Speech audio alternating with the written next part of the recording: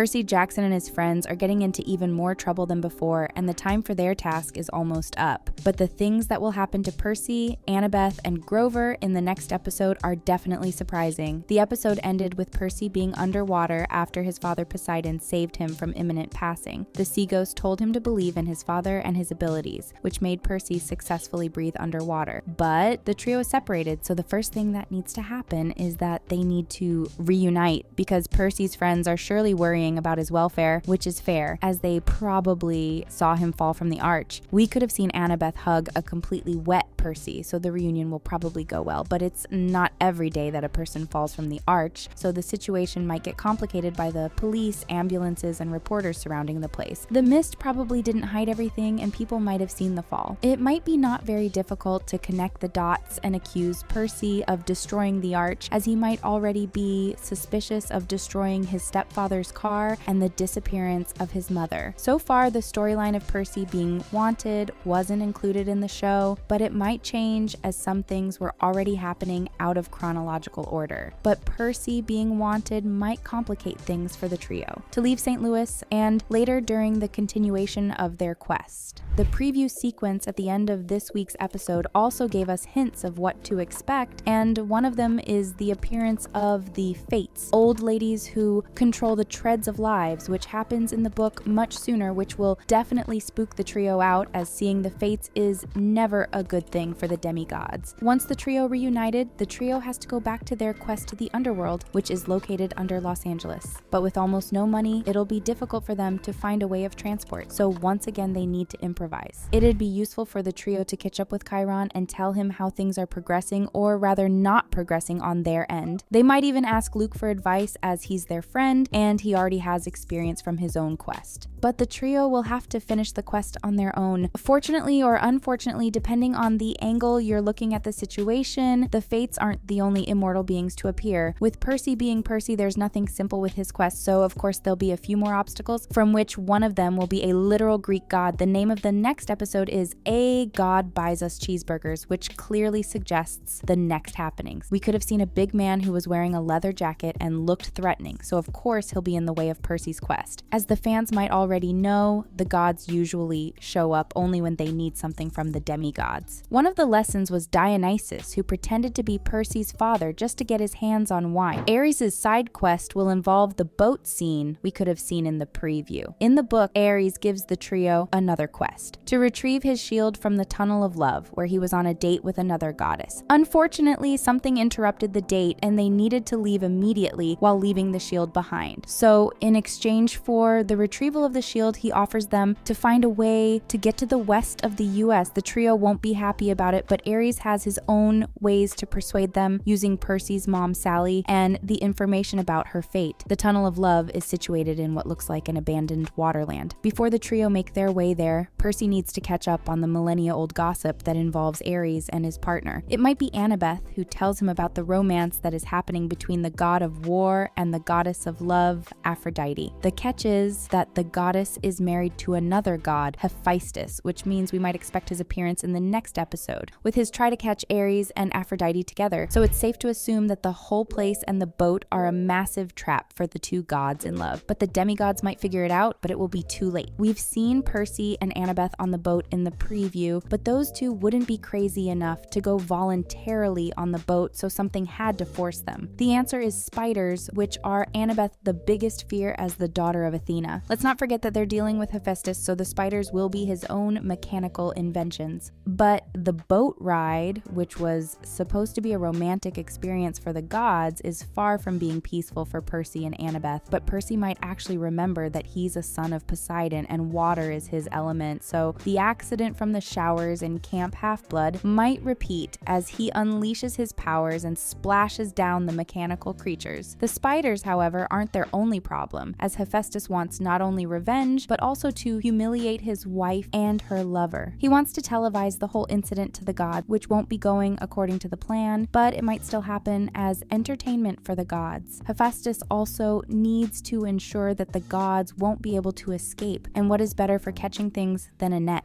Meanwhile, Grover needs to make use of Luke's flying shoes, which were a gift from Hermes. He might try to save his friends from the net and get them out of the waterland, but it might not be really successful stressful, as in the book, the duo had to jump off the boat in a very precise and dangerous moment. But the show might take a little change and make Hephaestus appear in Waterland to make it more personal. It'll be interesting to see how the show handled adapting this chapter of the book. There was a brief scene in a preview where Percy was sitting on the throne covered with gold, and it looked like he was becoming a part of that throne while Annabeth was crying. The throne might be another Hephaestus invention that works as a trap. It looks like the emotions are running high during that scene, and the audience might be moved to feel for the young heroes. Even with all obstacles, the trio will successfully finish Ares' task and bring his shield back. And the god of war might do as promised and find them a way of transportation. Unfortunately for them, it'll be nothing pleasant, as the vehicle is a truck full of animals, and the truck is on the way to Las Vegas, which helps them only partially. It'll be difficult for Percy to hold his horses and not beat up the god on the spot for the way they're treated. But Annabeth might prevent that from happening. With no other choice, the trio will hide in the truck among the animals to get closer to Hades and the underworld. But it won't be a pleasant drive, as the animals aren't taken care of properly. They're without proper food, as the meat was given to zebra and turnip to the lion water, and the smell of the truck will be atrocious. The people who are supposed to be in charge of taking care of animals simply don't do their job. The drive might be the worst for Grover, who can understand the animals, but the trio might help them. With nothing better to do, Annabeth might explain why she's so scared of spiders, which is a curse that every child of Athena has to bear. The reason is that Arachne challenged Annabeth's mother to a weaving contest and then got turned into a giant spider. Her children promised revenge, and they made the lives of Athena's children worse. But that might not be the only heart-to-heart talk they will have during their travels. Maybe the audience and Percy will finally learn what the beads on Annabeth's necklace mean. She has one for every year she spent in the camp, and on each there's a picture. One of them represents Annabeth's friend Thalia and her fate, turning into a tree. What's more, demigods often dream prophetic dreams that many times resemble a horror movie. In the book, Percy dreamed a lot during the quest about voices and conversations that he wasn't supposed to hear. One of those dreams might happen on the way to Vegas. He might also dream about his mother as he's closer to Hades and the underworld where she's held. But the ride won't go on forever, and the people who own the animals might need to check on them, which will make the trio try and hide before them. Annabeth at least has her useful Yankee cap, which makes her invisible from her mother, but the boys will have it more difficult, but they somehow find a way. The trio might successfully make it to Vegas, finishing it by letting the animals out from the truck to their freedom. We might see a lion, a zebra, and an antelope running around Las Vegas, but what happens in Vegas stays in Vegas. It's not very probable that we'll also get the casino scene in this episode, but Rick and the production might surprise us. Episode 5 promises to be packed with action, struggles, dangerous situations, and tender moments between the three now friends. We'll also get to see more of the gods, which is rarely a good thing for demigods, but we'll have to wait to find out what will happen next. Let us know your expectations in the comments, and thanks for watching.